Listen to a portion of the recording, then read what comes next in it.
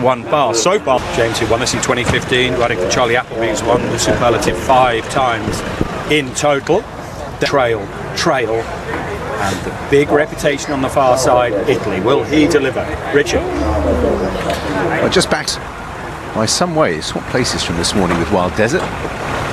That's it, all set for the Bet365 Superlative Stakes. 7 furlongs for the 2-year-olds. Oh, and up in the air was Saba Desert. Will Buick nearly decapitated out of the stalls as out in the lead Venetian Lace. Heading to this near side rail, and Bourbon Blues coming through to try and dispute the lead. Just behind these, the white cap, blue colours of Wild Desert. In fourth, up on the outside, is Italy in the purple and white jacket, having bunny hopped at the start. Saba Desert is in fifth, then the yellow colours of Moonfall, and last of all at this stage is Rakev. So Venetian Lace has made the way over to the running rail, attended by the white cap of Wild Desert. Italy is towards the centre of the racecourse at this stage, then Saba Desert. Bourbon Blues has just drifted back, then behind these we have Moonfall, and Rakev is last of all. Venetian Lace, the filly, taking them along, pursued by the white cap of Wild Desert. On the outside, Italy with plenty of room to manoeuvre. Behind those, Saba Desert, as Venetian Lace under Oisin Murphy kicks and actually finds a couple of lengths, long way from home, but Venetian Lace has set this alight, just drifting off the rail and impeding their Wild Desert, who has a cannon on effect to Italy, leaves the path clear on the near side for Saba Desert. So Venetian Lace continuing to hang and not doing any favours to the two on the left. Wild Desert and Italy now under strong pressure. Saba Desert, Rakev at a big price. Venetian Lace not running straight but still in there firing with Saba Desert. Italy now knuckling down on the far side as they enter the final 150 yards. It's Saba Desert who's hanging left-handed from Italy, and what a messy race for the Superlative. Saba Desert wins for William Buick and Charlie Appleby. Italy was hampered on at least 2 occasions, as was Wild Desert. Then Bourbon Blues. Venetian Lace hung all over the place. Well, the head-on will be interesting here. Saba Desert's won by a wide enough margin, I think, to be in safekeeping, but they all wanted to go to the left. As soon as they got near the lead, it opened up for Saba Desert as Venetian Lace went on to Wild Desert and Italy, and then Saba Desert played Follow My Leader and went over the far side as well. What a messy contest. Saba Desert is the one who emerges with the unbeaten record intact.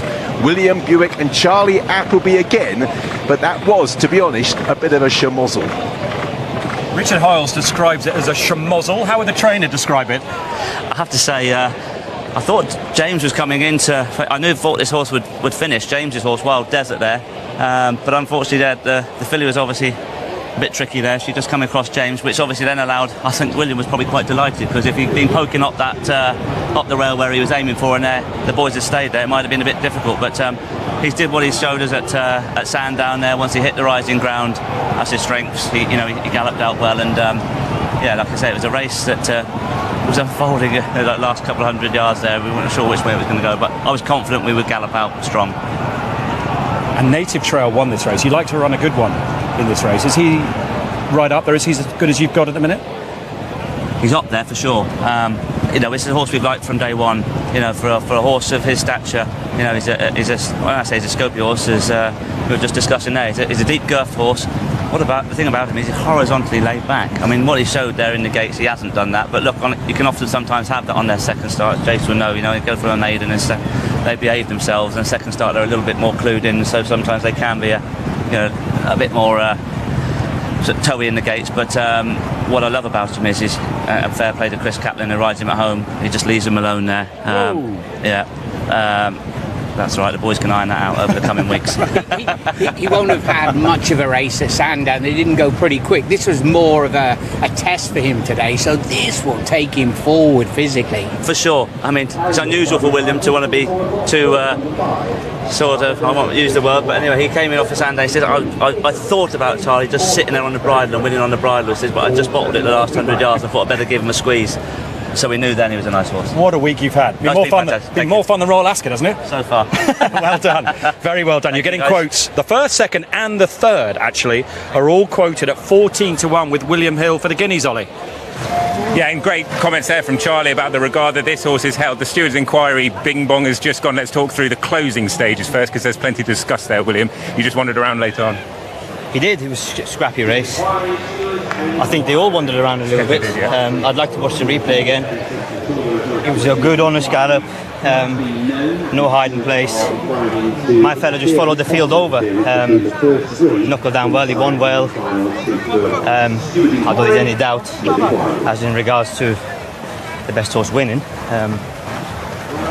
Delighted with him. He's really come forward for his run of Sandown, and you know, you saw there he's still green when he gets to the front, so there's plenty of improvement in him. He's done everything right so far. There was a bit where he just reared up at the start, but these things happen with inexperienced horses. Look, Charlie's saying he's right up there at the moment in terms of the horses you've got in this age bracket in the yard. How excited are you by him? Yeah, he'd have to be after that. You know, Charlie's won the Superlative with some really good horses over the years, and you know, they've all come here with plenty of improvement, and they've all come here with us trying to find out something. So the winner of this race is always stands you in good stead. So yeah, we're delighted. Big one next. Good luck. Thank you.